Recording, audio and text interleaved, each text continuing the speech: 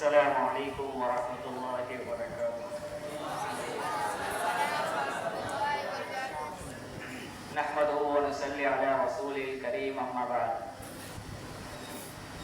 اعوذ باللہ من الشیطان الرجیم، بسم اللہ الرحمن الرحیم۔ وقال اللہ تبارک وتعالی: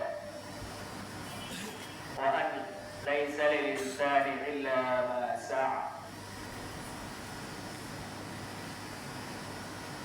عزیز طلبہ،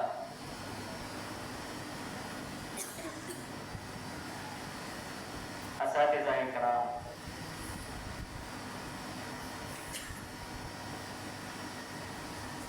حاضرین مجلس،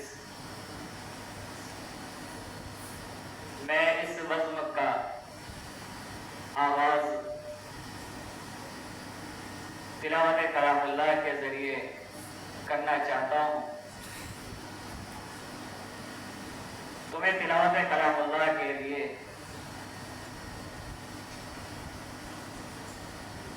قاری طیب صاحب کو دعوت دیتا ہوں کہ وہ آئیں اور ہمارے عزیز طلباء کے سامنے اپنے شیرین آواز کے ذریعے اس بزم کو منور فرمائے۔ قاری طیب صاحب تشریف فرمائے۔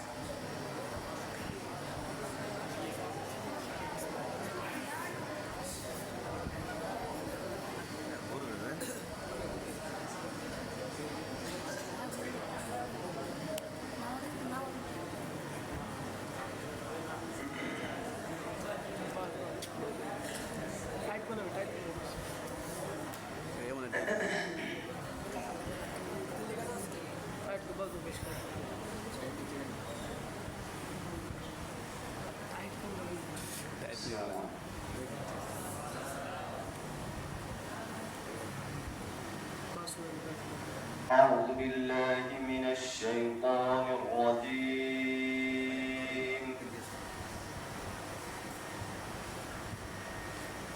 بسم الله الرحمن الرحيم۔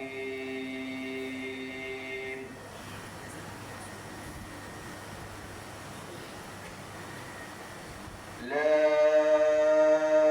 أقسم بهذا البلد وأنت حل بهذا البلد،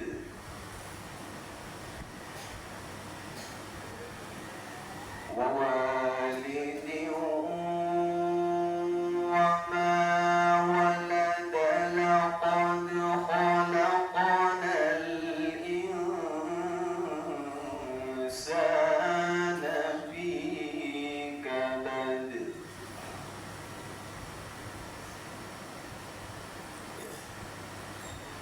أيحسب أن لن يقدر عليه أحد،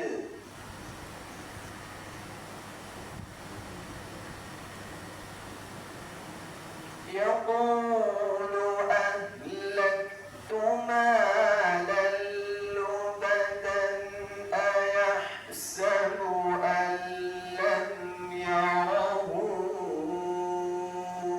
أحد،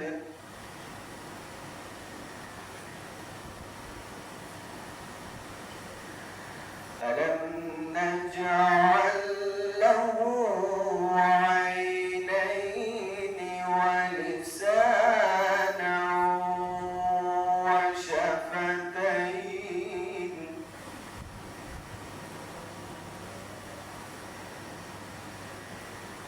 ألم نجعل له عينين ولسانا وشفتين وهديناه النجدين،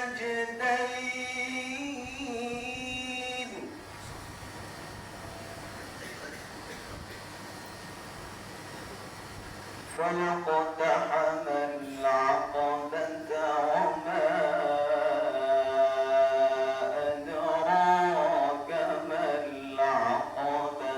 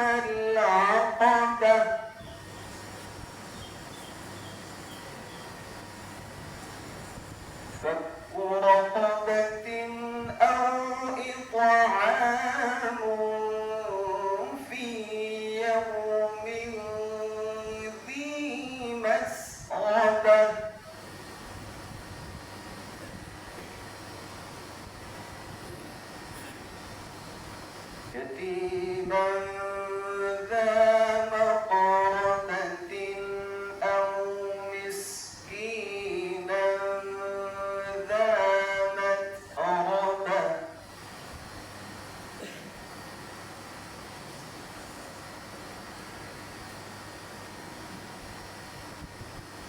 ثم كان من الذين آمنوا وتواصوا بالصبر وتواصوا بالمرحمة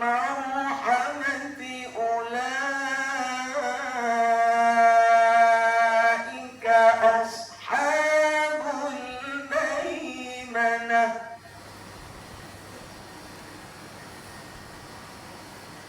والذين كفروا بآياتنا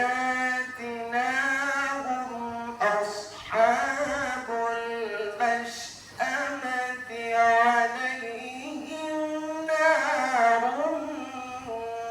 مؤصدة صدق الله العظيم.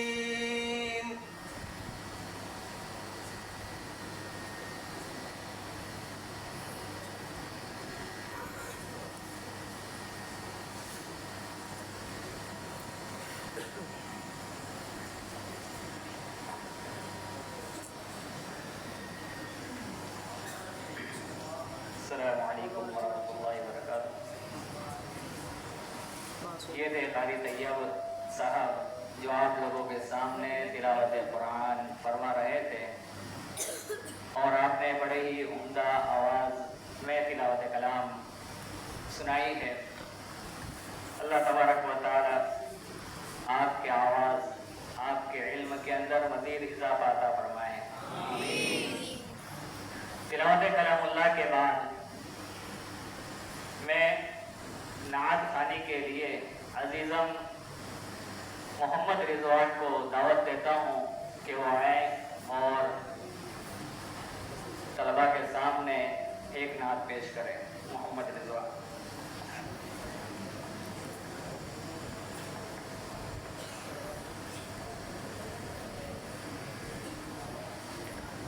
السلام علیکم ورحمۃ اللہ وبرکاتہ.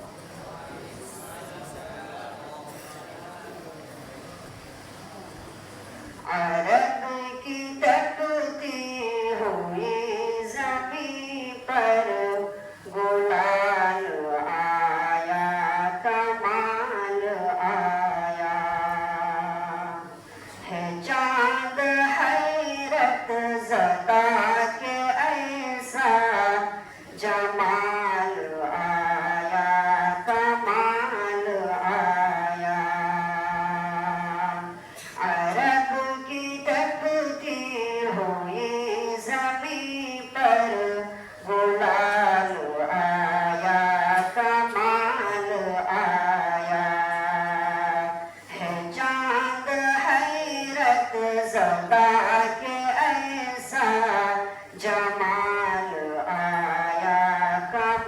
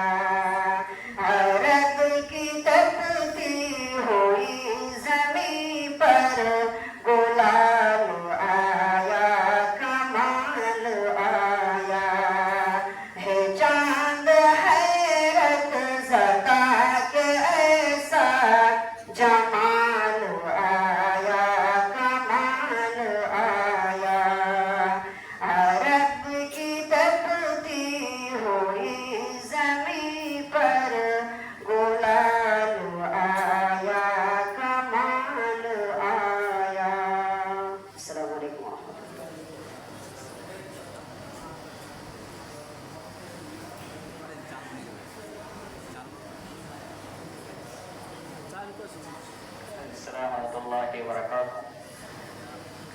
یہ تھے عزیزم محمد رضوان جو نعت آپ کے سامنے گنگنا رہے تھے. اب میں آپ تمام طلباء کو یہ بتاتا ہوا آگے چلوں کہ یہ مجلس پروگرام کس وجہ سے منعقد اور رکھی گئی ہے. اس کی وجہ یہ ہے کہ یہ پروگرام ہمارے جو ہفتہ واری انجمن ہوتی ہے اس کا افتتاحی انجمن ہے. یعنی آئندہ جمعرات سے ہمارے انجمن شروع ہو جائے گی انشاءاللہ. تو اس پروگرام کے اندر آپ لوگوں کے سامنے اساتذہ کرام انجمن کے تعلق سے کچھ باتیں پیش کریں گے انشاءاللہ. تو میں مزید کچھ نہ کہتے ہوئے اب میں محترم فضیلت الشیخ مولانا وسیم نوری حفظہ اللہ کو دعوت دیتا ہوں کہ وہ آئیں اور ہمارے طلباء کو انجمن کے تعلق سے کچھ نصیحت فرمائیں.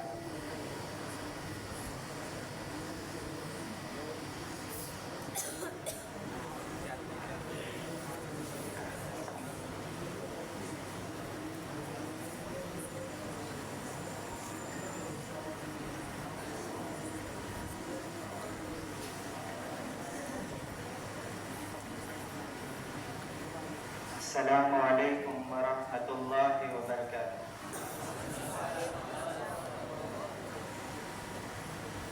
ان الحمد للہ رب العالمین والعاقبۃ للمتقین والصلاة والسلام علی رسولہ الامین. اما بعد اعوذ باللہ من الشیطان الرجیم. بسم اللہ الرحمن الرحیم.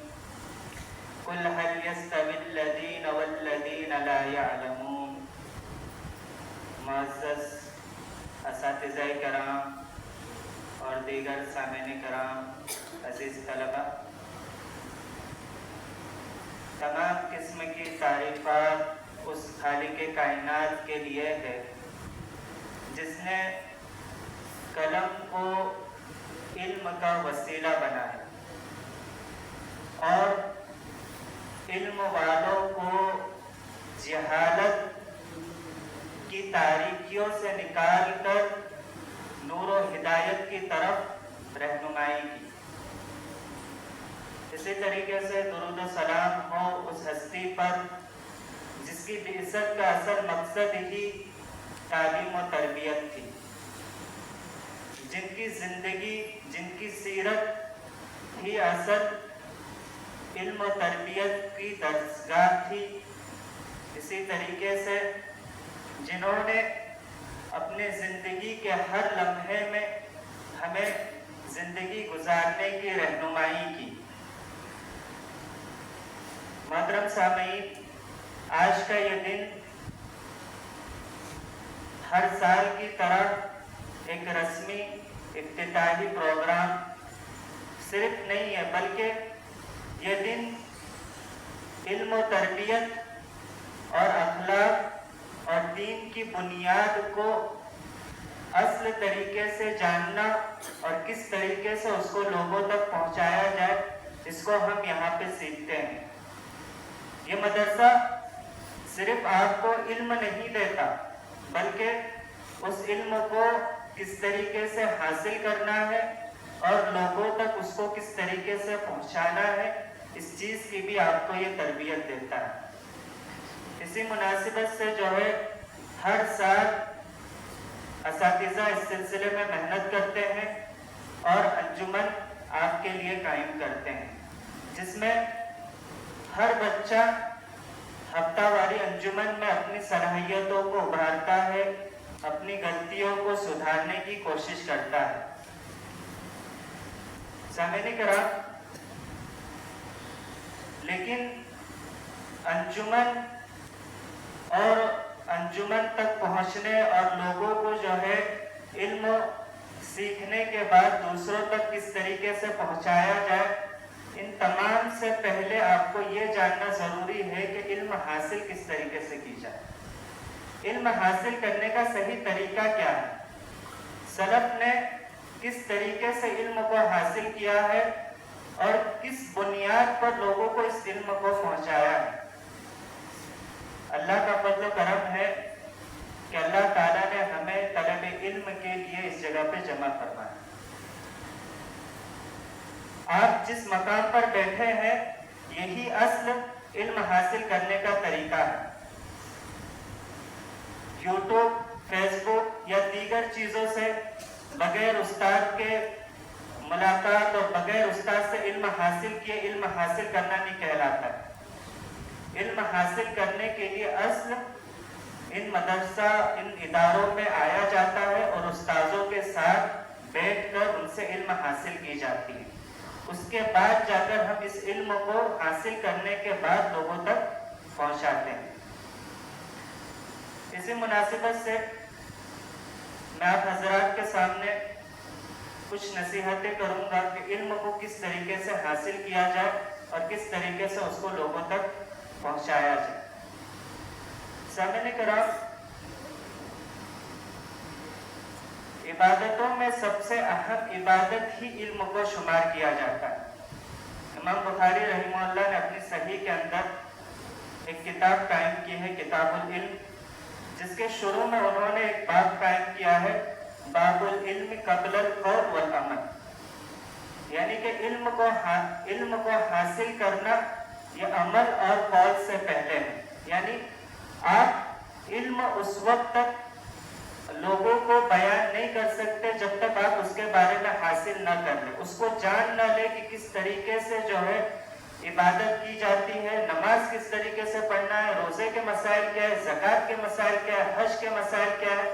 یہ تمام چیزیں اب اسی وقت لوگوں کو بیان کر سکتے ہیں جب تک آپ اس کے بارے میں بذات خود حاصل نہ کر لیں، اس کی معلومات جو ہے آپ حاصل نہ کر لیں. اب دیکھیے ایک ڈرائیور ہوتا ہے، جب وہ گاڑی چلانے کے لیے میدان میں اترتا ہے تو کیا کرتا ہے؟ سب سے پہلے اس کے جو اصول اور ضوابط اور جو قوانین ہے اس کو سیکھتا ہے. اس کے بعد جا کر وہ کیا کرتا ہے؟ میدان میں آتا ہے، اس کے بعد اس کو جا کے جو ہے چلاتا ہے. ٹھیک اسی طریقے سے علم بھی جو ہے لوگوں تک پہنچانے کے لیے سب سے پہلے اس کو سلف صالحین کے طریقے پر، جس طریقے سے سلف نے علم کو حاصل کرنے کا طریقہ بیان کیا اس طریقے پر حاصل کیا جائے. اس کے بعد لوگوں کو جو ہے بتلایا جائے. ایک عام شخص بھی اگر اپنے ہی تک عبادت کرنا چاہے تو اس کے لیے بھی علم کا حاصل کرنا ضروری ہے. نماز کس طریقے سے پڑھا جائے، روزے کے مسائل کیا ہے، تمام چیزیں جو ہے اس کو پہلے اپنے آپ جاننا ضروری ہے. اس کے بعد لوگوں تک کیا کر سکتا ہے؟ وہ اس کو پہنچا سکتا ہے. دنیا کے ہر معاملے میں علم جو ہے سب سے افضل ہے، تو شریعت کا علم اس سے کئی زیادہ بلند ہے. اس کو حاصل کرنا ہمارے لیے سب سے زیادہ ضروری ہے. اسی طریقے سے علم حاصل کرنے کے بعد ہم نے اپنے آپ میں علم حاصل کر لیا، سیکھ لیا.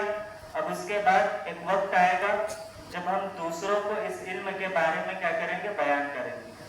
لوگوں کے سامنے ایک داعی، ایک مبلغ، ایک مرشد کی طور پر ہم کیا ہوں گے؟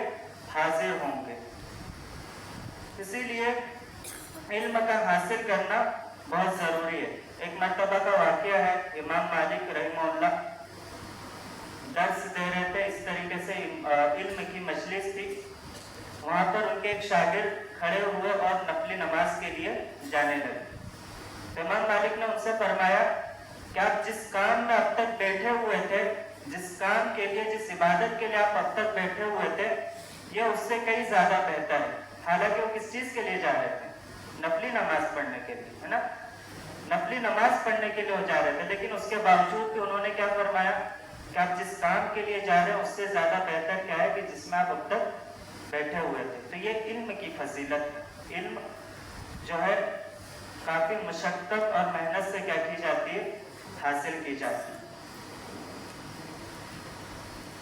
عزیز طلبہ، آئیے ہم دیکھتے ہیں کہ سلف صالحین نے علم کو حاصل کرنے کے لیے، اس کو لوگوں تک پہنچانے کے لیے کیا صحیح طریقہ انہوں نے ہم کو بتلایا ہے۔ اس سلسلے میں میری سب سے پہلی نصیحت آپ لوگوں سے یہ رہے گی کہ آپ اپنے دل کو صاف کیجیے، ہر طرح کی آلائشوں، ہر طرح کی شبہات و شہوات جس بھی تعلق سے ہو، آپ اپنے دل کو کیا کیجیے، صاف کیجیے، کیونکہ یہ علم ایک ایسی نعمت ہے یا ایک ایسا صاف و ستھرا علم ہے جس کو ہم کہاں رکھتے ہیں، اپنے دل میں رکھتے ہیں۔ تو یہ دل کیا ہونا چاہیے، صاف ہونا چاہیے۔ تصور کریں آپ کے پاس بہت زیادہ لذیذ کھانا ہو اور اس کو کسی ایسے برتن میں رکھ دے جو بہت گندا ہو، کسی کے کھانے کا دل کرے گا وہ؟ ٹھیک اسی طریقے سے علم ہے، آپ اس کو جو ہے ایک ایسی جگہ رکھ رہے ہیں جو کیا ہونا چاہیے، صاف ہونا چاہیے، ورنہ وہ دل کیا کرے گا، اس علم کو گندا کر دے گا۔ اسی طریقے سے ابن عباس رضی اللہ عنہ اس آیت کی تفسیر میں فرماتے ہیں وَلَٰكِن كُونُوا رَبَّانِيِّينَ۔ اس آیت کی تفسیر میں ابن عباس رحمہ اللہ فرماتے ہیں عَلِّمُوهُمْ صِغَارَهُمْ قَبْلَ كِبَارِهِمْ، کہ آپ کسی کی تربیت کرنا چاہتے ہیں تو اس کو کیا کیجئے، اس کے بچپنے سے اس کی تربیت کیجئے۔ علم بتدریج دھیرے دھیرے کیا کیا جاتا ہے، حاصل کیا جاتا ہے۔ ابن عباس رضی اللہ عنہ یہ کون تھے، صحابی رسول تھے، جن کے بارے میں نبی کریم صلی اللہ علیہ وسلم نے خصوصی دعا فرمائی تھی، اللہم علمہ تعبیل القرآن، کہ اللہ تو انہیں قرآن کا علم عطا فرما دے، جنہیں حبر الامہ یا پھر ترجمان القرآن کہا جاتا ہے۔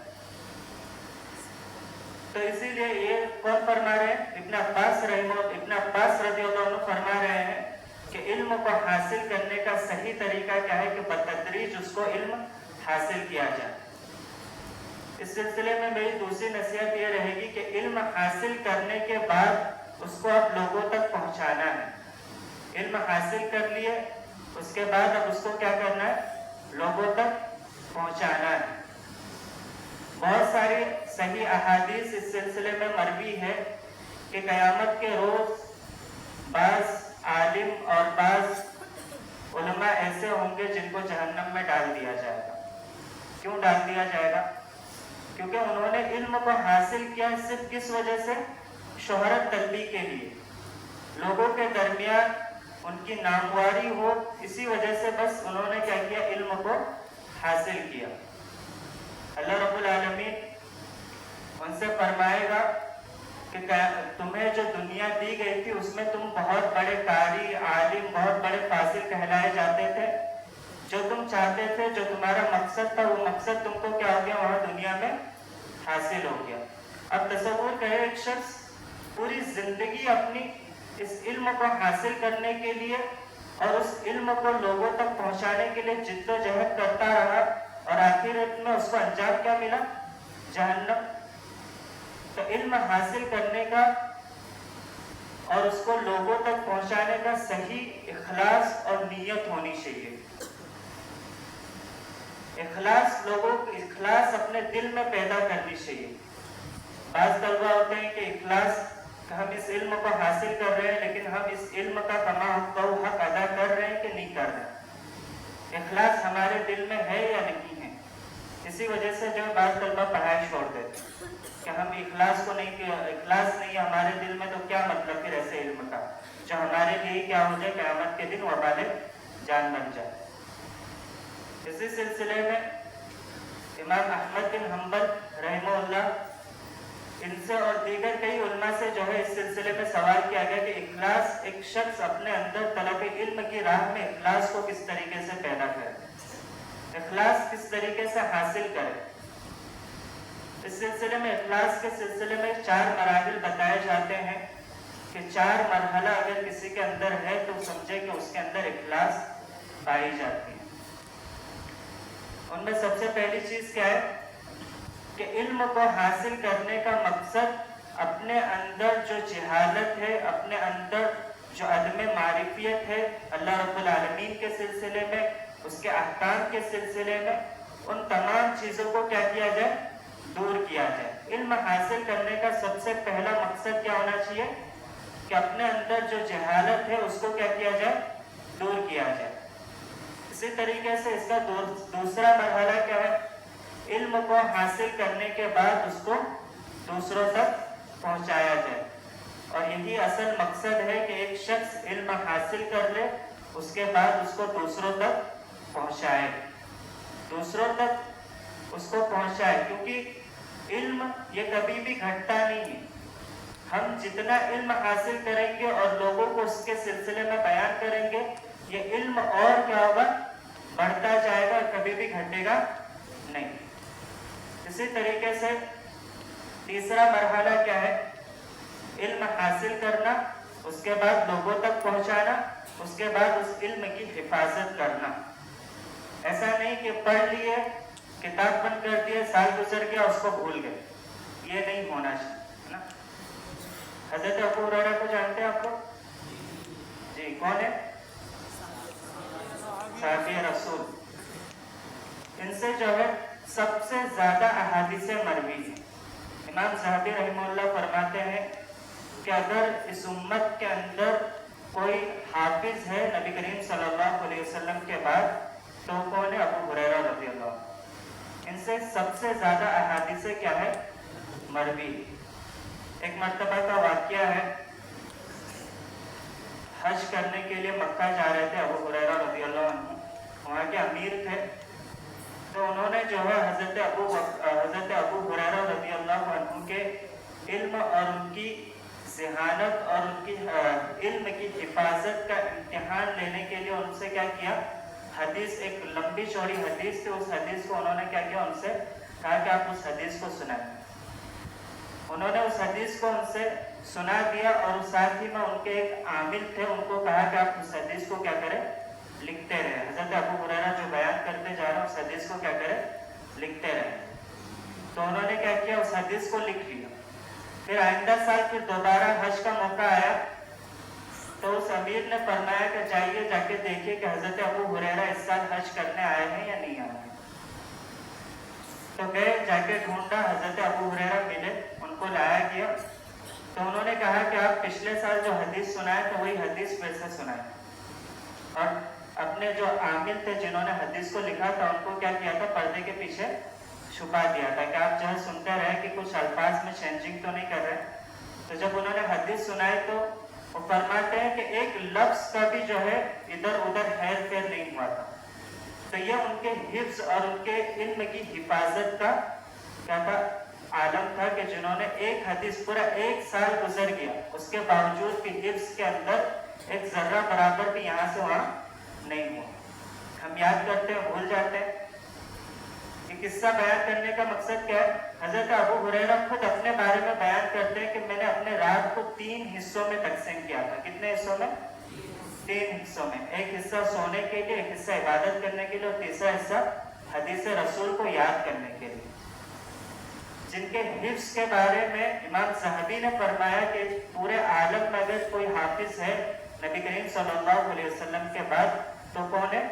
حضرت ابو ہریرہ۔ لیکن اس کے باوجود بھی ان کی حدیثوں کو، علم کو محفوظ کرنے اور اس کو ثابت رکھنے کے لیے انہوں نے کیا کیا تھا؟ اپنا ایک شیڈیول بنا کے رکھا تھا کہ اس کو کیا کرے؟ مذاکرہ کرتے رہے، مطالعہ کرتے رہے اور حدیثوں کو یاد کرتے رہے۔ اسی طریقے سے اخلاص کی چوتھی اور سب سے اہم مرحلہ کیا ہے؟ کہ جو کچھ حاصل کیا، علم حاصل کیا، اس کو کیا کرے؟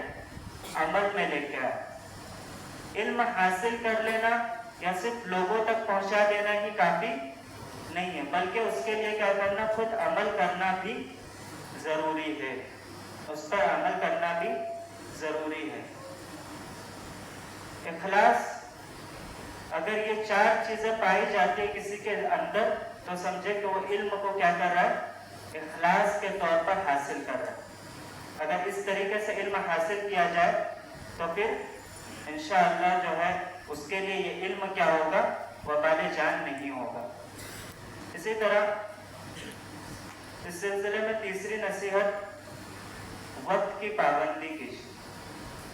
وقت یہ آپ کے لیے کیا ہے؟ بہت زیادہ قیمتی سرمایہ ہے. وقت کی پابندی بہت زیادہ ضروری ہے. علامہ ابن باز رحمہ اللہ کو جانتے ہی ہوں گے تقریباً سب لوگ.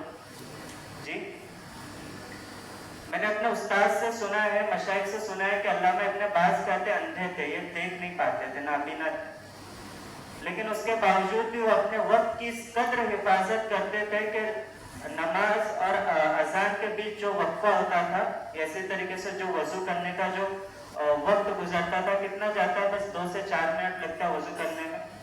تو اس بیچ انہوں نے کیا کیا تھا، ایک ان کا جو ہے عامل مقرر تھا، وہ آتا تھا اور ان کو جو ہے آ کر 1-2 شعر جو ہے سنایا جاتا تھا. الفیہ ایک شعر کی کتاب، وہ شعر ان کو جو ہے سنا کر جاتا تھا. تو اسی وقفے میں انہوں نے کیا کیا، اس پوری کتاب کو کیا کر لیا؟ حفظ کر لیا. صرف سن کے کیا کر لیا انہوں نے؟ حفظ کر لیا. اسی طریقے سے کہا جاتا ہے کہ جو استاد جو ہے علامہ ابن باز رحمہ اللہ جب کلاس میں بیٹھے ہوتے ہیں درس کے لیے، تو اس وقت کسی کو اگر کچھ سنانا رہتا تو اس بیچ بھی وہ کیا کرتے تھے؟ ذکر و اذکار کیا کرتے تھے. تو یہ وقت بہت قیمتی ہے. اس سلسلے میں کوئی بھی وقت رہے، اب چل رہے ہیں پھر رہے، تو اس وقت بھی کیا کرے؟ اذکار دعاؤں کا اہتمام کرتے رہے. وقت جو ہے بہت قیمتی ہے. اسی طریقے سے اس سلسلے میں چوتھی نصیحت یہ ہے کہ اپنے علم کی راہ میں جو مشقت اور مصیبتیں آتی ہیں اس پر کیا کرے؟ صبر کرے. آپ اپنے گھر بار چھوڑ کر یہاں آئے ہیں علم حاصل کرنے کے لیے. بس اوقات ہوگا گرمی ہے، مشقت ہو رہا ہے، کھانا صحیح نہیں ہے، دشواری ہو رہی ہے. تو یہ تمام چیزیں کیا ہے؟ علم کو حاصل کرنے کی راستے میں مشقتیں آئے گی، اس پر کیا کرنا ہے؟ صبر کرنا ہے. بقی بن مخلد کو جانتے ہیں آپ لوگ؟ نام سنا ہے؟ کون تھے یہ؟ امام احمد بن حنبل کے مشہور شاگردوں میں سے تھے. امام احمد بن حنبل جو کہ اپنے زمانے کے سب سے بڑی فقیہ سمجھے جاتے ہیں، ان کے مشہور شاگردوں میں سے تھے. بقی بن مخلد علم کو حاصل کرنے کے لیے کئی عرصے کا سفر کر کے جو ہے امام احمد بن حنبل کے پاس آتے ہیں. وہاں آنے کے بعد پتہ چلتا ہے کہ حاکم وقت نے ان پر کیا کی ہے؟ پابندی لگا دی ہے. درس و تدریس پر جو ہے ان پر پابندی لگا دی ہے. وہ درس و تدریس کو انجام نہیں دے سکتے. بقی بن مخلد فرماتے ہیں کہ یہ سننے کے بعد کئی مرتبہ بے ہوش ہو گئے کہ اتنے لمبے دور دراز کا سفر کر کے آئے ہیں اور آنے کے بعد پتہ چلے کہ جو ہے درس و تدریس حاصل نہیں کر سکتے ہیں. تو پھر یہ سن کر جو ہے وہ بے ہوش ہونے لگے. تو لوگوں نے سے انہوں نے پوچھا کہ امام احمد بن حنبل کا گھر کہاں ہے؟ تو لوگوں نے بتایا کہ فلاں جگہ ان کا گھر ہے. تو گئے ان سے جا کے ملے تو انہوں نے فرمایا کہ میں فلاں ہوں، فلاں جگہ سے آیا ہوں علم حاصل کرنے کے لیے، اور یہاں آنے کے بعد پتہ چلتا ہے کہ آپ درس و تدریس میں پابندی لگا دیے گئی. تو انہوں نے ان سے فرمایا کہ آپ ایک کام کریں، روزانہ بھکاری کی شکل میں دروازے پر آئے، اس کے بعد میں آپ کو جو ہے بھیک دینے کے غرض سے کچھ حدیثیں جو ہے سنا دوں گا، اس سے جو ہے یاد کر لیجیے. تو یہ علم کی فضیلت تھی کہ انہوں نے جو ہے دور دراز سے سفر کر کے آئے اور علم کو حاصل کیے. اس کے بعد بتایا جاتا ہے کہ جب امام احمد بن حنبل کے اوپر سے پابندیاں ہٹائی گئی اور درس و تدریس کے لیے ان کو موقع دیا گیا، تب جس وقت امام احمد بن حنبل درس دیتے تھے، آج کے درس میں کتنے طلبہ ہوتے؟ یہاں کی بات نہیں کر رہا ہوں، اور دیگر جگہوں میں تقریباً جو ہے 100 اس طریقے سے طلبہ ہوتے ہیں ایک استاد کے سامنے درس حاصل کرنے کے لیے. تو امام احمد بن حنبل کے درس میں بتایا جاتا ہے تقریباً 1 لاکھ لوگ جو ہے ان سے درس حاصل کرنے کے لیے آتے تھے. تو جس وقت یہ پابندی ہٹائی گئی تو امام احمد بن حنبل جو ہے سب سے پہلے جو سیٹ خالی ہوتی سب سے آگے جگہ میں، وہ کہتے تھے کہ کہاں ہے بقی بن مخلد. تو یہ علم کو حاصل کرنے کے لیے فرماتے تھے کہ آپ لوگ اس وقت آئے جب پابندی ہٹ گئی، لیکن بقی بن مخلد کب آئے تھے؟ جس وقت پابندی تھی اس وقت علم کو حاصل کرنے کے لیے آتے ہیں. یہ علم کی اہمیت اور اس کی فضیلت ہے کہ علم جو ہے حاصل کرنے کے راستے میں مشقت اور دشواری آتی ہے اس پر صبر کرنا پڑتا ہے۔ علم اتنی آسانی سے حاصل نہیں ہوتا، اس کے بعد علم کو حاصل کر کے لوگوں تک پہنچانا بھی ہوتا ہے، جس سلسلے میں انجمن قائم کی جاتی ہے اور اس کے اندر اب تمام طلبہ کو یہ سکھلایا جاتا ہے کہ لوگوں تک کس طریقے سے علم کو پہنچایا جائے۔ امام بخاری نے جو اپنی صحیح کے اندر باب باندھا اس میں کیا ہے کہ العلم قبل القول والعمل، کہ علم سب سے پہلے حاصل کی جاتی ہے، عمل اور قول سے پہلے، یعنی قول مطلب دوسروں کو دعوت دینے سے پہلے، دوسروں کو بیان کرنے سے پہلے خود علم حاصل کیا جاتا ہے۔ اگر ہم صحیح سے علم ہی حاصل نہیں کریں گے تو دوسروں کو کیا اس کا علم دیں گے، دوسروں کو کیا اس کی صحیح تعلیم دیں گے؟ تو یہی چیز انجمنوں کے اندر سکھائی جاتی ہے، تربیت کی جاتی ہے کہ علم کو اصل کس طریقے سے حاصل کیا جائے۔ تو اصل کیا ہے؟ علم حاصل کرنا سب سے پہلا مرحلہ ہے، اس کو حاصل کرنے کے بعد لوگوں تک پہنچایا جائے۔ اب انہی باتوں پر میں اپنی گفتگو کو اختتام کرتا ہوں۔ اللہ رب العالمین سے دعا ہے کہ اللہ تعالی ہم تمام کو کہنے سننے سے زیادہ عمل کرنے کی توفیق دے، جو کچھ علم حاصل کرے اس پر عمل کرنے کی اور لوگوں تک اس کو پہنچانے کی توفیق دے۔ آمین تقبل یا رب العالمین۔ السلام علیکم ورحمۃ اللہ۔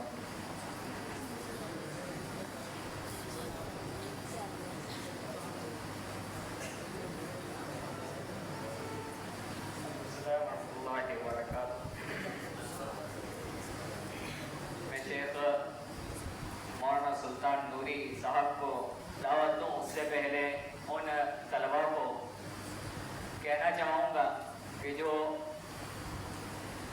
ادب سے نہیں، بے ادب اور بد سلیقے سے بیٹھے ہوئے ہیں اور اپنا بدخلقی کا اظہار کر رہے ہیں، اپنی بدخلقی کا اظہار کر رہے ہیں، مثلا ایک دوسرے سے گفتگو کرنا، ہنسنا مذاق کرنا، بے قاعدے سے بیٹھنا، تو وہ اخلاق کے دائرے میں آ جائے، ادب اور احترام کے دائرے میں رہتے ہوئے جو آپ کے سامنے آپ کے اساتذہ استاد محترم جو بات پیش کر رہے ہیں اس کو غور سے سماعت فرمائیں۔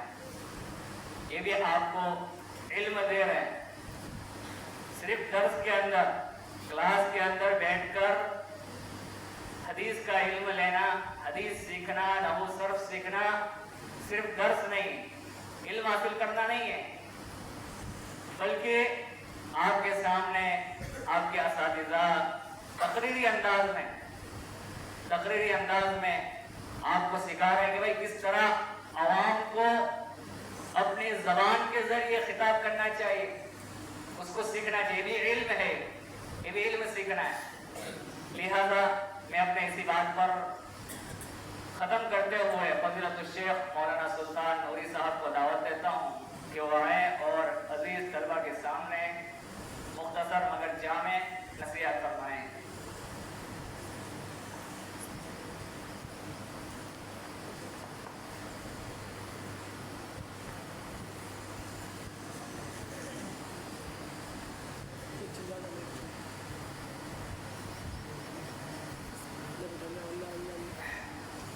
السلام علیکم ورحمۃ اللہ وبرکاتہ۔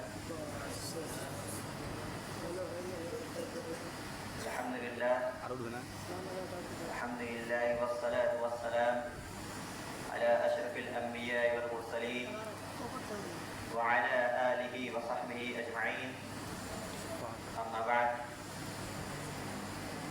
فقد قال اللہ تعالی فی القرآن المجید والفرقان الحمید: أعوذ بالله من الشيطان الرجيم، بسم الله الرحمن الرحيم، رب اشرح لي صدري ويسر لي أمري واحلل عقدة من لساني يفقهوا قولي. وقال النبي صلى الله عليه وسلم: إن من البيان لسحرا.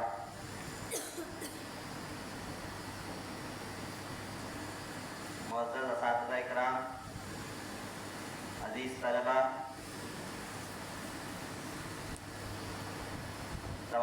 की तारीफ व तौसीफ उस वहदहु ला शरीक के लिए है जिसने इंसान को क़ुव्वत गोयाई अता की, और दुरूद व सलाम का नजराना पेश हो तमाम अंबिया इकराम पर, खुसूसन हमारे आखिरी नबी जनाब मोहम्मद सल्लल्लाहु अलैहि वसल्लम पर, जिसने इंसान को बोलने का सलीका अता फरमाया और अदब सिखाया। अजीज तलबा, अल्लाह रब्बुल आलमीन ने इंसानों को बेशुमार नेमतों से नवाजा है।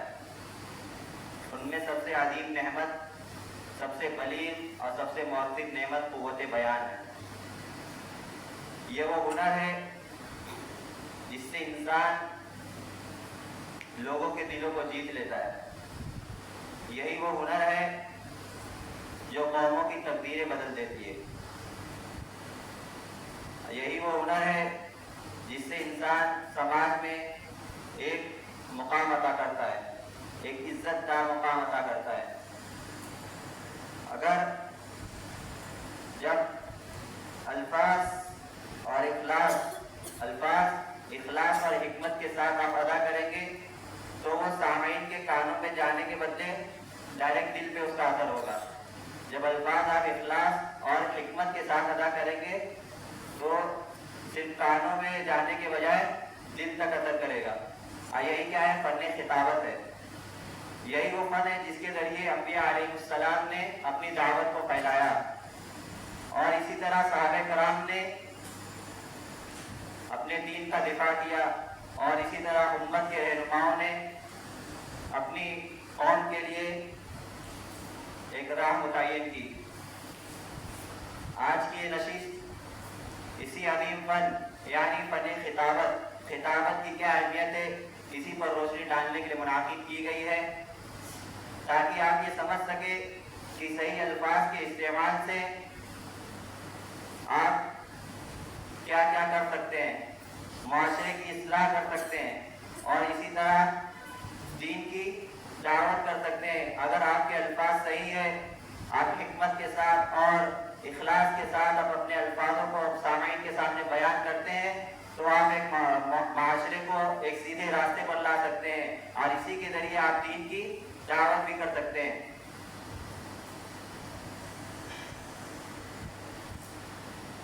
ज़बान इंसान का एक ऐसा हथियार है जो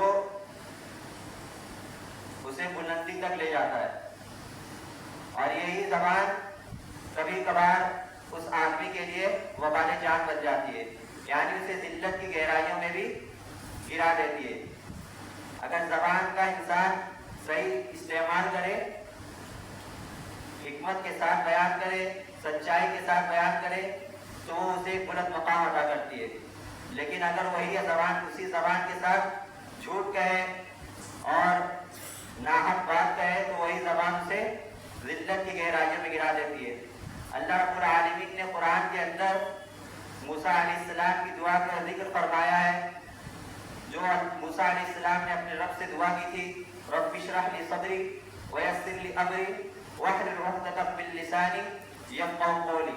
यानी मूसा अलैहिस्सलाम को भी मालूम था कि अगर अपनी उम्मत को दीन की दावत देनी है तो उसके लिए ज़बान एक अहम किरदार अदा करती है। और क्या दुआ कर रहे कि या अल्लाह मेरी ज़ुबान की ग्रह को खोल दे ताकि लोग मेरी बात को समझ सके।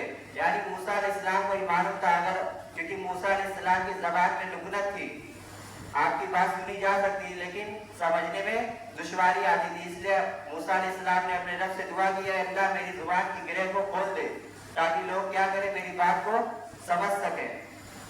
इससे पता चलता है कि अगर आपको उम्मत की इस्लाह करनी है, लोगों को दीन की तरफ दावत देनी है, माशरे को बुराई से निकालकर अच्छाई की तरफ लेकर जाना है, तो उसमें ज़बान एक अच्छा किरदार अदा करती है। अगर आपकी ज़ुबान का उसलूब एकदम रवा है तो आपकी बात को लोग अच्छी तरह समझेंगे, कबूल करेंगे। इस दुआ से, मूसा अलैहिस्सलाम की इस दुआ से ये चीज़ पता चलती है कि ज़ुबान की क्या अहमियत है। और इसी तरह अल्लाह के नबी सल्लल्लाहु अलैहि वसल्लम की पूरी ज़िंदगी, नबी सल्लल्लाहु अलैहि वसल्लम की पूरी हयात मुबारका भी खिताबत की अहमियत पर दलालत करती है। आप सल्लल्लाहु अलैहि वसल्लम फसीह लिसान थे, आप मुख्तसर बात करते थे, एकदम वाज़ेह बात करते थे। नबी सल्लल्लाहु अलैहि वसल्लम जवामिउल कलीम थे।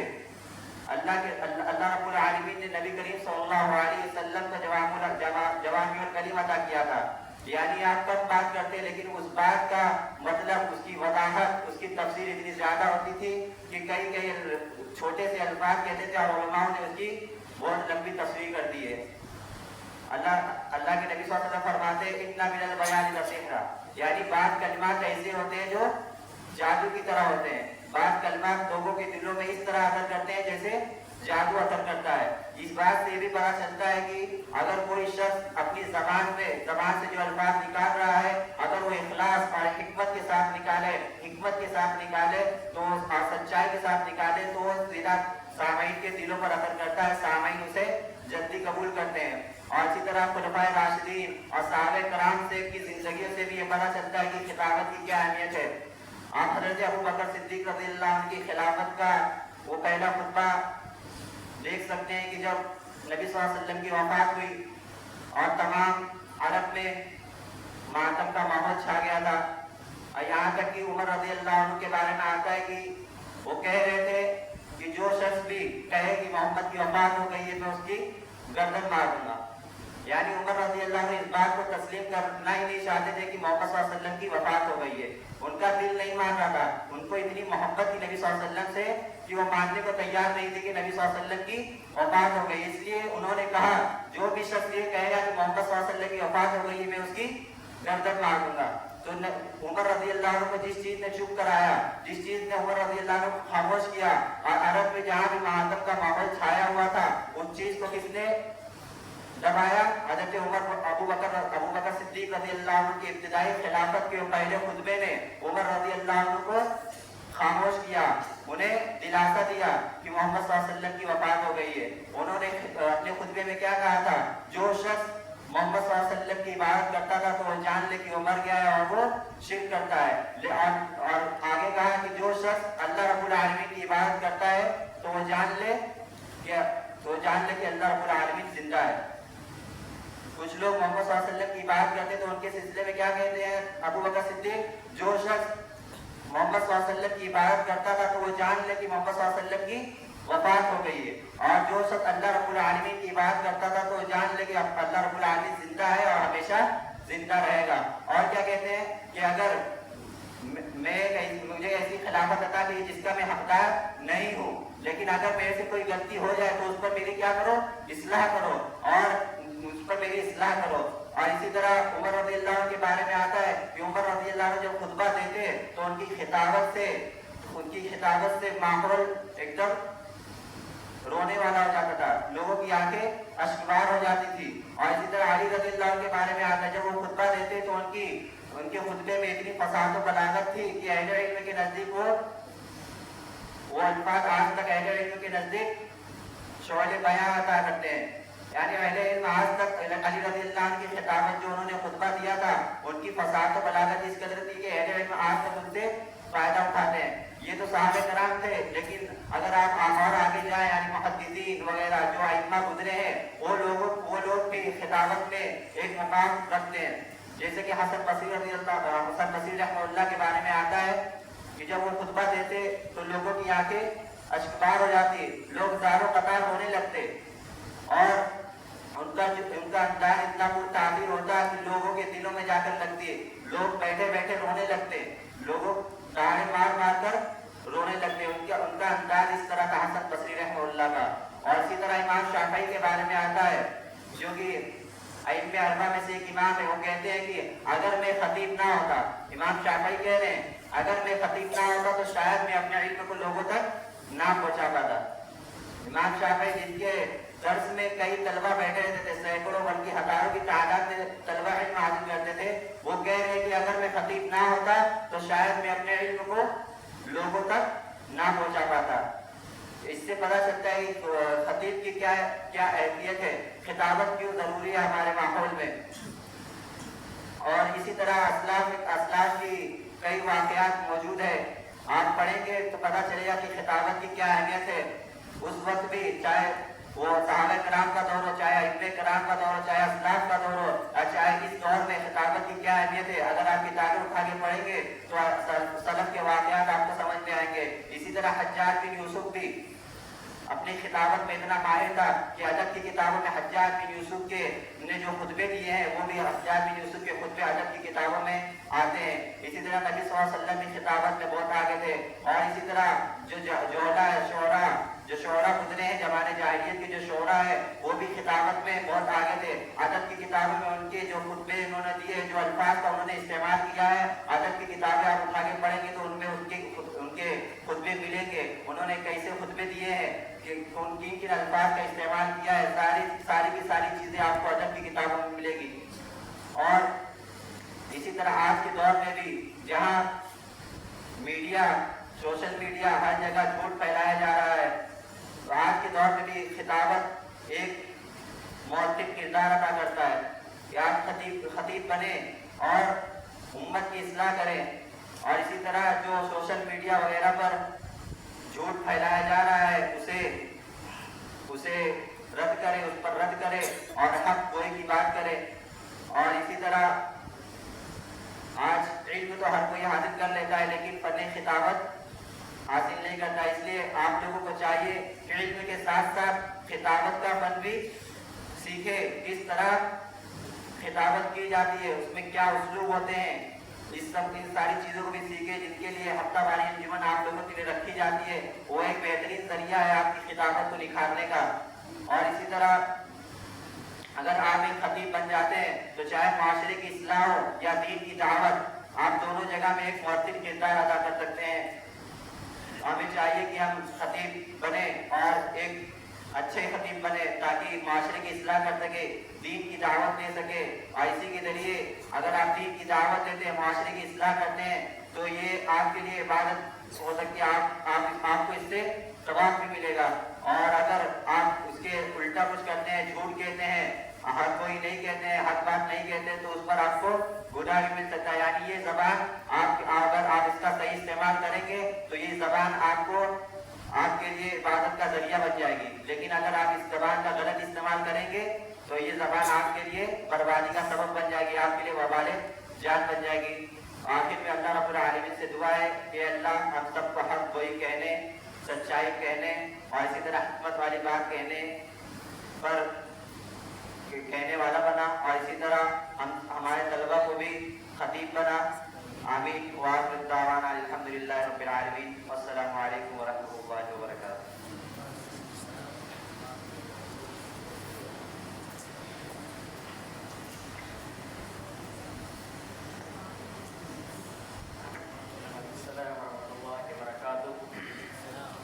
मैं इनके बाद फजीलत शेख मौलाना एहसान इलाही सल्फी साहब को दावत देता हूँ कि वो आए और वो आपके सामने कुछ नसीहत फरमाएं। मौलाना एहसान सल्फी साहब।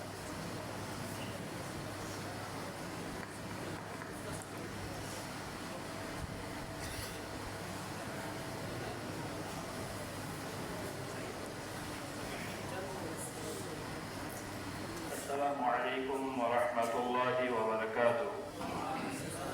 अल्हम्दुलिल्लाहि वहदहु वस्सलातु वस्सलामु अला मन ला नबिय्य बअदह, अम्मा बअद। फ़क़द क़ाल अल्लाहु तबारक व तआला फ़ी कलामिहिल मजीद वल फ़ुरक़ानिल हमीद, अऊज़ु बिल्लाहि मिनश शैतानिर रजीम, व मन अहसनु क़ौलन मिम्मन दआ इलल्लाह। व क़ाल an-नबिय्यु सल्लल्लाहु अलैहि वसल्लम, इन्ना मिनल बयान लसिहरा। मुअज़्ज़ज़ मुकर्रम असातिज़ाए कराम, अज़ीज़ तलबा, अल्लाह रब्बुल आलमीन का बेपनाह एहसान व करम है जिसकी तौफीक से हम और आप यहाँ जमा हुए हैं। जमा होने का मकसद सिर्फ एक है, वो मकसद है सीखना सिखाना। अल्लाह ताला हमें मकसद में कामयाबी अता फरमाए और हम तमाम के लिए इसे नजात का जरिया बनाए। आमीन। अजीज तलबा, ये आज का दिन हर इदारे के लिए बहुत ही खुशी का दिन होता है। हर इदारे के तलबा को इफ्तिताही अंजुमन का इंतज़ार रहता है। शायद इस इदारे के लिए पहला मौका है कि इफ्तिताही अंजुमन मुनाकिद की गई। इंशाअल्लाह उम्मीद है कि अगले साल जब मुनाकिद की जाएगी तो जिस तरह से मज़ीद इदारे वाले जिस खुशी के साथ, जिस जोश के साथ, जिस वलवले के साथ इस दिन का आगाज़ करते हैं और जिस अंदाज में इफ्तिताही अंजुमन पेश करते हैं, उसी तरह इंशाअल्लाह अगले साल या उसके बाद जितने साल गुजरेंगे उसी अंदाज में इंशाअल्लाह इफ्तिताही अंजुमन जारी रहेगी। ये अंजुमन का इनेकाद क्यों होता है? हमारे तलबा या दिगर इदारे के तलबा इसे बोझ समझते हैं। वो समझते हैं बहुत बड़ा बोझ है, हम पर जुल्म हो रहा है, जबरदस्ती हमसे तकलीफ करवाई जा रही है, हम पर जुर्माने लगाए जा रहे हैं, हमें परेशान किया जा रहा है। अल्लाह की कसम ये परेशान करना नहीं है। दुनिया के अंदर जितने फनून आप सीखते हैं उन फनून में से फन है फन खिताबत। आगा सौरेश काश्मीरी पड़ोसी मुल्क के मुसन्निफ है और मुकर्रिर है। उनकी मशहूर किताब फन खिताबत, ये 3-4 बच्चे जिनका नंबर मेरे पास है, मैंने उनको व्हाट्सअप किया है PDF।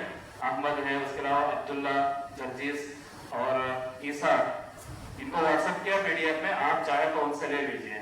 चाहे कि आप सब जुमरात जुम्मा मोबाइल चलाते हैं, आप उनसे लीजिए और पढ़िए उसको।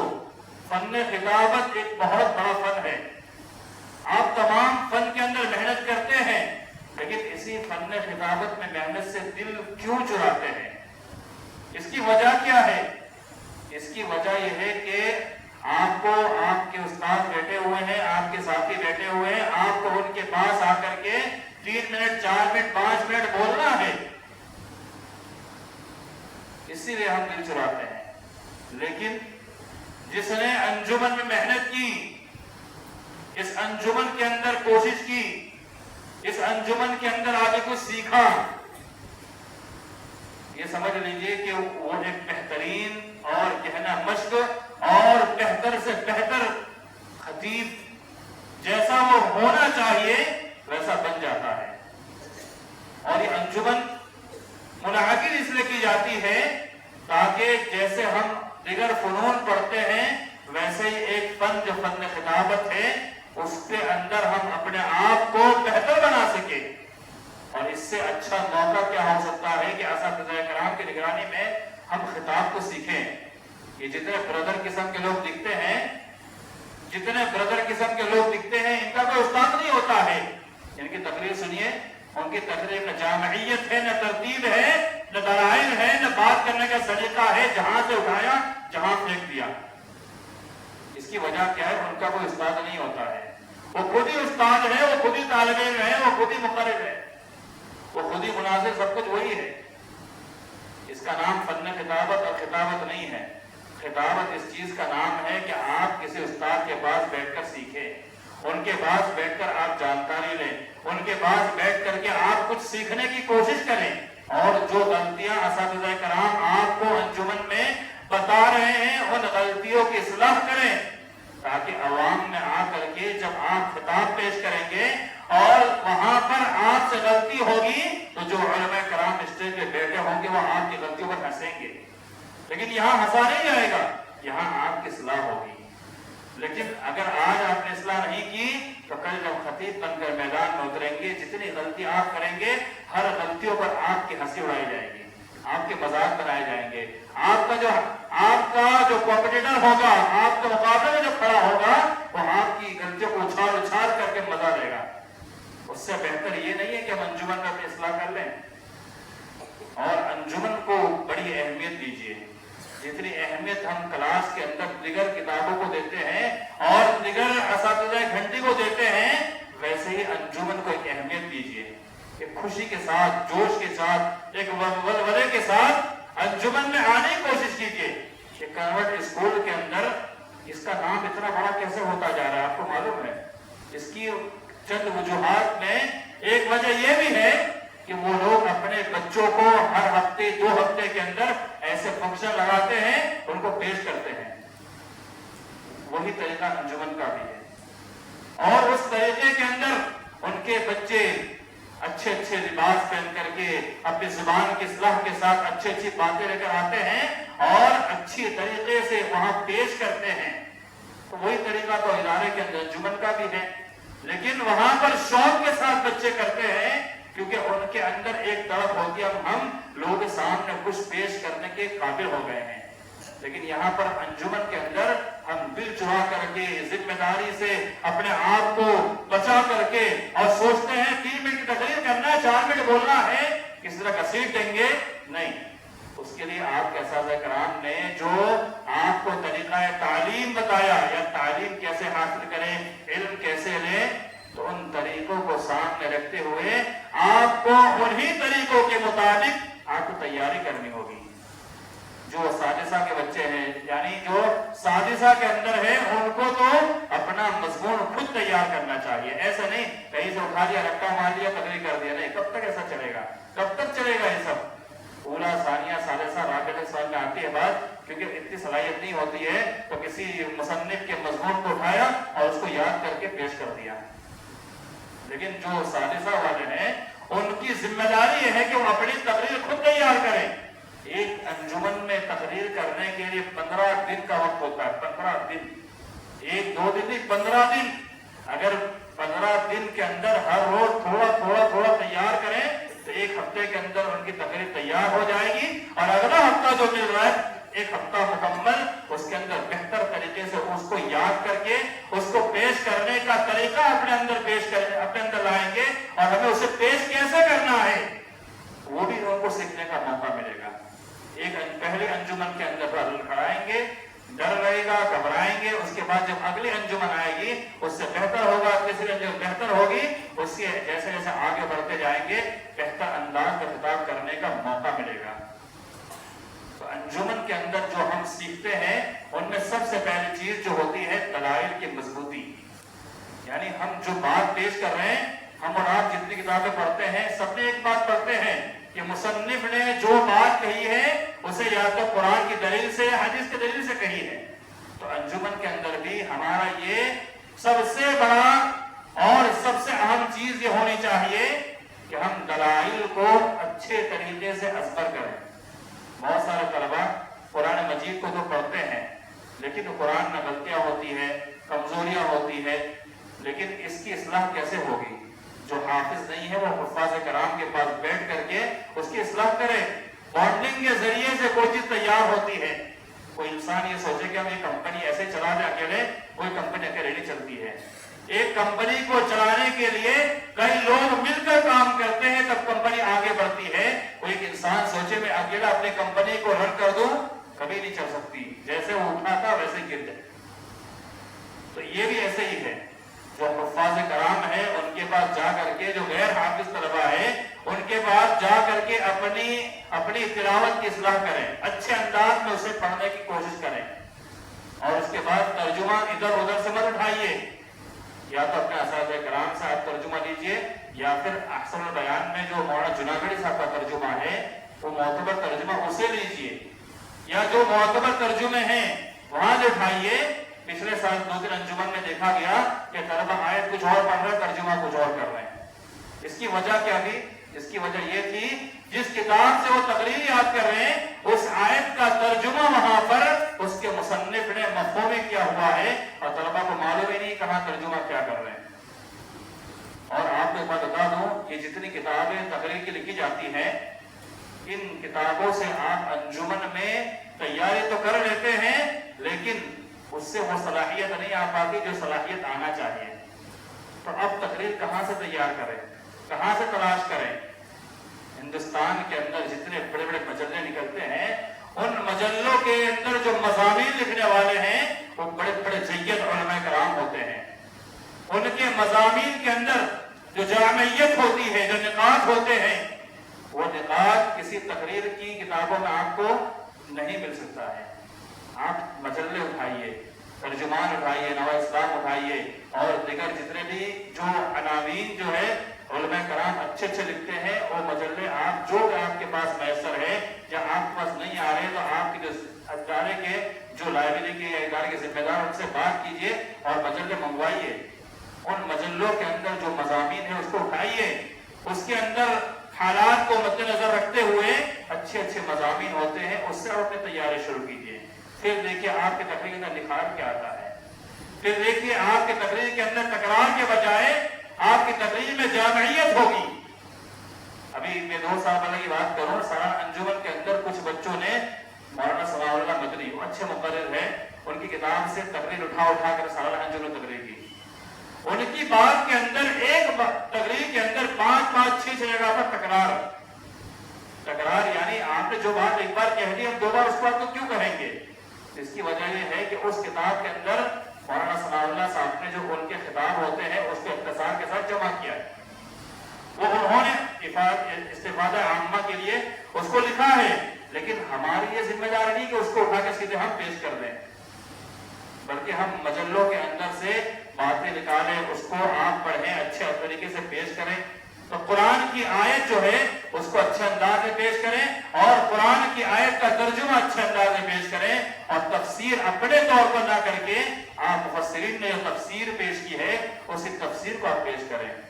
ये ब्रदर वगैरह जो होते हैं उनका तर्ज यही होता है, जो ब्रदर को हमारे तलबा भी सुनते हैं उनको सुनना सबसे पहले बंद कर दीजिए, सबसे पहले बंद कर दीजिए। आपके पास आपके असद कराम है और उसके बावजूद आप ब्रदर को सुन करके उनके नक्शे कदम पर चलेंगे, उनके पास से आपको इल्म नहीं मिलेगा, गुमराही के अलावा कुछ नहीं मिलेगा। और हम उनसे मुतासिर इस बात को लेकर होते हैं कि स्टेज पर आकर ऑन द स्टेज वो जवाब देते हैं, उनके जवाब को गहराई से देखा जाए तो 50% सही 50% गलत जवाब होते हैं उनके, या कभी कभी तो ऐसे जवाब होते हैं जो जवाब हमारे असलाफ ने कभी दिया ही नहीं है, या ऐसे जवाब होते हैं जिसको देने की जरूरत ही नहीं थी। कभी कभी ऐसा होता है कि कितमान इल्म भी जरूरी होता है, कितमान इल्म यानी कुछ चीजों को छुपाना भी जरूरी होता है। उन्हीं मसाइल के ऊपर वो ब्रदर धड़ल्ले से बात करना शुरू कर देते हैं, तो हमारे तलबा जो भी ब्रदर को सुनते हैं अल्लाह के आवाज से उनको सुनना बिल्कुल बंद कर दीजिए। उनको सुनकर आपको कुछ नहीं मिलेगा। अगर सुनना ही है तो जय्यद उलमा कराम में अभी जदीद दौर के अंदर जो उलमा कराम जिनके बयानात यूट्यूब वगैरह पर आते हैं आप उन्हें सुनिए, उनके बयानात के अंदर दलाइल को देखिए, निकात को देखिए, अच्छे अच्छे उलमा कराम के बयानात अभी देखिए। शेख जलालुद्दीन कासमी हफिज़हुल्लाह, मौलाना मुस्तफा अजमल मदनी जो हमारे दोनों मशाइख के उनके उस्ताद हैं, और उसके अलावा जिनके अभी लेटेस्ट यूट्यूब पर बयानात आते हैं उन उलमा कराम में डॉक्टर अब्दुल गफ्फार सरफी हैं, उनको आप सुनिए। उसके अलावा जो मोहम्मद रहमानी साहब, मौलाना मोहम्मद रहमानी सराबिल वाले, उनको आप सुनिए। ऐसे और दिगर जय्यद उलमा कराम जिनके लेटेस्ट बयानात अभी यूट्यूब पर आते हैं उनको सुनिए, और उनको सुन करके आप उनके निकात को लीजिए, उनके निकात को देखिए, तो आपको इल्म आएगा। इन ब्रदर को सुनने से इल्म नहीं आएगा, बल्कि गुमराही फैलाने का एक तरीका ही मालूम होगा। और कुरान के साथ साथ अहादीस को अच्छे तरीके से अज़बर कीजिए, ऐसा अज़बर कीजिए और याद कीजिए, ये चीज आपको हमेशा काम आएगी। ये हदीस जो है, जो आप अभी पढ़ाई के जमाने में याद करते हैं ना, वो जिंदगी भर काम आने वाली चीज है। और आप ये सोचेंगे ना कि हम तदरीस से जब फारिग हो जाएंगे और फारिग होने के बाद हदीस याद करना शुरू करेंगे, इल्ला माशाअल्लाह मौका मिल गया, वरना इतना मौका नहीं मिलता है, इतना मौका नहीं मिलता है। यही जमाना, यही वक्त है। और अंजुमन के अंदर जो खिताब आप पेश करते हैं उसके अंदर अगर आपने कुरान की आयत को अच्छे से याद किया, हदीस को अच्छे से अरबी मतन के साथ याद किया है, तो वो चीज आपको हमेशा काम आएगी। और ज्यादा कोशिश होनी चाहिए कि हर दलील को अरबी के अंदर पेश किया जाए, ताकि आपके पास दलाइल का हर उन्वान के ऊपर अंबार लग जाए। अगर आपको दलाइल के साथ सिर्फ इफादा के लिए, इस्तिफादा के लिए, फायदा उठाने के लिए आप ज़ादुल खतीब का भी फायदा उठा सकते हैं, लेकिन उसको पूरा का पूरा टू कॉपी नहीं, बल्कि आप हर टॉपिक के ऊपर उसमें दलाइल मौजूद हैं। बाकी और तो बहुत किताबें हैं ऐसी जिसमें दलाइल के साथ हर टॉपिक को लिखा गया है, लेकिन अभी हालात के हिसाब से लेटेस्ट तौर पर इन 4 जिल्दों के अंदर या 5 जिल्द भी शायद छप चुकी है, लेकिन अभी मंजर आम पर नजर नहीं आ रही है। तो उसके अंदर से आप दलाइल को हर टॉपिक के ऊपर तैयार कीजिए। जो टॉपिक आपको चुनना है उस टॉपिक पर दलाइल को आप जमा कीजिए, ان کو یاد کیجئے، ازبر کیجئے، اور ازبر کرنے کے بعد اس کو آپ انجمن کے اندر اچھے طریقے سے پیش کیجئے، اور جہاں غلطی ہو اس غلطی کو اصلاح کیجئے، اور ہر انجمن کے اندر ایک نیا ٹاپک لیجئے اور نئے ٹاپک کے مطابق نئے دلائل، نئے طور پر آپ ہر ٹاپک کے اندر نئے باتیں پیش کیجئے، تاکہ انشاءاللہ آپ کا خطاب جامع خطاب ہوگا، اچھا خطاب ہوگا۔ اور آپ کو ایک بات بتا دوں، ابھی سے چند سال پہلے مناظرے کا دور تھا، ابھی جو دور ہے وہ خطاب کا دور ہے۔ ہر وقت میں، ہر زمانے میں ہر چیز کا ایک دور ہوتا ہے، ابھی خطاب کا دور ہے۔ علماء کرام خطاب کے میدان میں پورے نہیں اتریں گے تو یہ برادر ہی اتریں گے، ہم نہیں سیکھیں گے تو ہماری جگہ برادر لے کے چلے جائیں گے۔ تو ان کو موقع دینے کے بجائے ہم خود میدان میں اتریں اور سیکھیں، سکھائیے۔ اور تقریری میدان ایک وسیع میدان ہے، اتنا وسیع میدان ہے کہ اس میں آپ جتنا کام کرنا چاہے کر سکتے ہیں۔ اور مقررین تو بہت ہے، لیکن اچھے مقررین کی ضرورت ہے، اچھے خطاب کرنے والوں کی ضرورت ہے، اچھے انداز میں عوام کو سمجھانے والوں کی ضرورت ہے۔ یہ برادر کی زبان یہ عوام اس لیے زیادہ پسند کر رہی ہے، اس کی بنیادی وجہ ہے کہ ہمارے علماء کرام کی بھی کہیں کہیں کوتاہی ہوتی ہے، بعض علماء کہ اردو اتنی گھاڑی بولنے کی کوشش کریں گے اور یہ سمجھیں گے عوام کے اوپر ہمارا امپریشن بیٹھے گا۔ امپریشن کچھ نہیں بیٹھتا ہے، عوام نہیں سمجھتی ہے، اس کا پیچھے برائی کرتی ہے اور ان کی بات سننا شروع کر دیتی ہے جن کی زبان آسان ہو، آسان الفاظ کو سمجھائے، آسان انداز اپنائے۔ تو خطابت پیش کرنے والے کا انداز آسان ہونا چاہیے۔ اللہ حبیب شیخ نے کہا جوامع الکلم، اللہ کے نبی صلی اللہ علیہ وسلم کے جو الفاظ تھے، نبیت الالفاظ، جوامع الکلم، ایسے الفاظ جو معاشرے کے اندر رائج ہو، سمجھے جا سکے، عوام اچھے سمجھ جائے، ان الفاظ کو عوام اچھے سے ذہن نشین کر لے اور اچھے انداز میں اسے سمجھ سکے۔ ایسے آسان ٹوٹے پھوٹے جملوں کے اندر بھی ہمیں اگر سمجھانا پڑے تو ایسے جملوں کے لیے بھی ہم اپنی زبان کو تیار کریں۔ کوشش پہلے ہونی چاہیے کہ انجمن میں اچھے جملوں کو انتخاب کریں، اچھے جملے، بہتر جملے۔ اس کے لیے ہمیں اردو ادب کی کتابوں کا بھی مطالعہ کرنا ہوگا، اور اگر کتابیں نہیں ہیں تو اس کا انتظام ہم خود آپ اپنے پیسے سے بھی کر سکتے ہیں یا ادارے والے بھی کر سکتے ہیں۔ اور لیٹسٹ طور پر جو مجلات ابھی آج کل نکل رہے ہیں ان میں بھی اردو دنیا، اس کے علاوہ ابھی ایک مجلہ ابھی کسی مہینے کے اندر لانچ ہوا ہے، آگہی نام سے، یہ مجلہ، اس کے اندر بھی بڑے جو ابھی دور کے ادبا ہیں، ڈاکٹر شمس الحق صاحب جو ہے، اور اس کے علاوہ ڈاکٹر دیگر عبدالرحیم صاحب ہے، اس کے علاوہ دیگر جو بڑے اچھے مصنفین ہیں، شیخ عزیر سلفی کر کے ہیں، ایسے مصنفین نے ان مجلے پر کام شروع کیا ہے۔ تو ایسے مجلوں سے بھی استفادہ کریں تاکہ اردو جو ہے ہماری مضبوط ہو، کیونکہ تقریر ہمیں زیادہ تر اردو میں ہی کرنا پڑے گا، کیونکہ معاشرے میں جب جائیں گے تو اردو کے علاوہ یہاں پر زیادہ تر سب سے زیادہ چلنے والی زبان ہے تو اردو ہے، اس کے علاوہ اپنی مادری زبان ہے، اور مادری زبان میں آج کل خطاب کم سے کم ہوتا ہے۔ جو بنگلہ وغیرہ کے اندر پہلے بنگالی زبان میں ہوتا تھا وہاں بھی اب کم ہونے لگا، بلکہ اردو کے اندر ہی زیادہ ہونے لگا ہے۔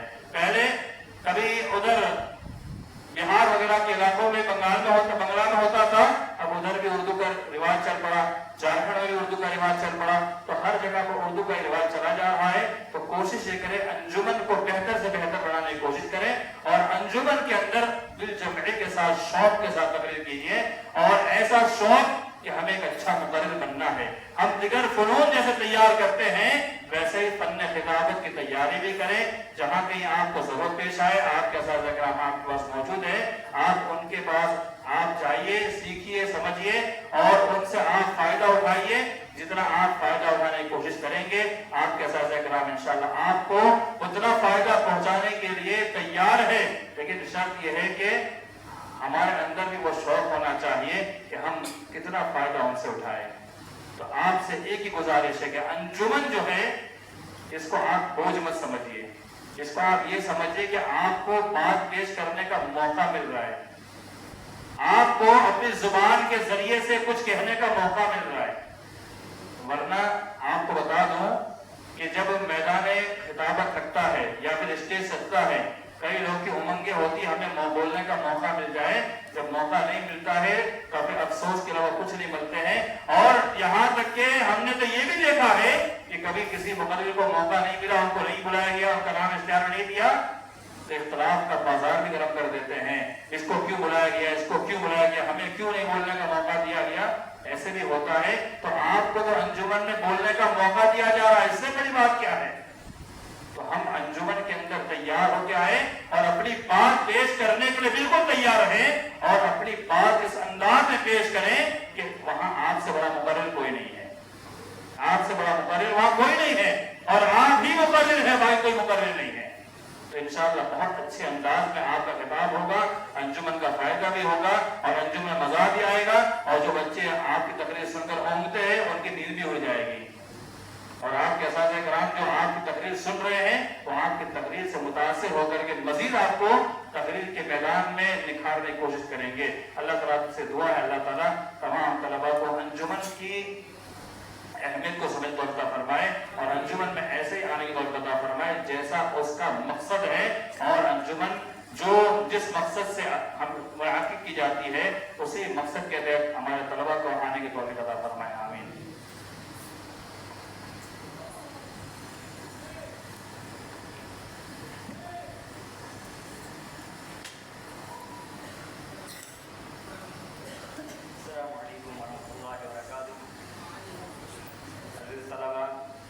हम जानते हैं कि वक्त ज़्यादा हो चुका है जुमेरात के मुनासिबत से गालिबन 11 बजे तक अंजुमन वगैरह ख़त्म हो जाती है और छुट्टी भी हो जाती है। लेकिन आज जो इफ्तिताई अंजुमन थी उसमें ज़्यादा वक्त हो चुका है, लिहाजा मैं 2-3 बातें यानी 2-3 चीज़ जो मैंने गुज़िश्ता साल नोट की थी आपके दरमियान अंजुमन के उसको कहकर ख़त्म करूँगा इंशाअल्लाह। पहली बात यह है कि जब हम अंजुमन के लिए उन्वान मौजू चुनते हैं तो वक्त के हिसाब से गुज़िश्ता साल ऐसा पाया गया कि रमज़ान ख़त्म हो गई, बकरीद भी ख़त्म हो गई, रमज़ान का मौजू लिया है, बकरीद भी ख़त्म हो गई है फिर भी रमज़ान का मौजू आ गया। ऐसा नहीं होना चाहिए, जैसा वक्त वैसा उन्वान होना चाहिए। दूसरी बात यह है कि बच्चे अच्छे से जो बड़ी क्लास के वो तो याद करके आते हैं या अपनी सलाहियत के एतबार से मुताबिक अच्छी तकरीर करते हैं, लेकिन जो छोटी क्लास के अदना है, उला है, उनके लिए ज़रूरी है कि वो अच्छे से याद करके आए। वो याद करके नहीं आते, अच्छे से याद करके आना चाहिए। और कोशिश यही रहनी चाहिए कि जो तकरीर हम याद कर रहे हैं उसको लिख ले पहले, उसको क्या है लिख ले, लिखने से वो तकरीर आपके दिमाग में बैठ जाएगी। सबसे पहले उसको लिख लिया जाए। तीसरी बात की वक्त का ख्याल।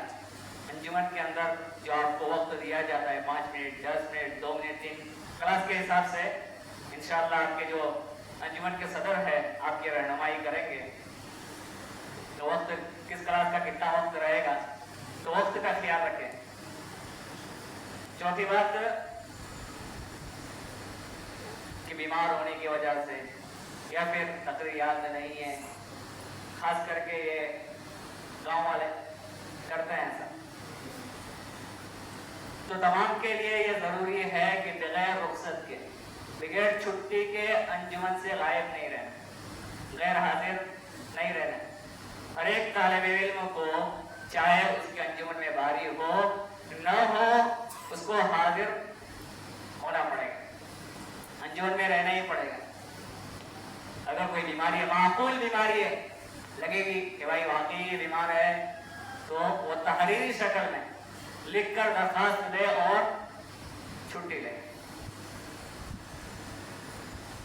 उसके बाद अब तक गुज़िश्ता साल उर्दू और अरबी में तकरीर हो रही थी अंजुमन में, अब एक और जबान बढ़ चुकी है, वो है इंग्लिश।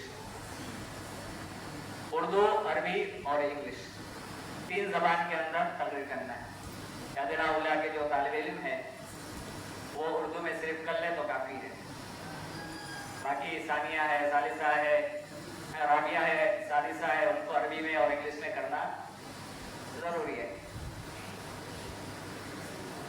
कुछ बातें थी जो आपके सामने रखनी थी, लिहाजा मैं इस मजलिस का इख्तिताम का ऐलान करूं उससे पहले मजलिस के इख्तिताम की जो दुआ है उसको पढ़ ले और मजलिस का इख्तिताम करें।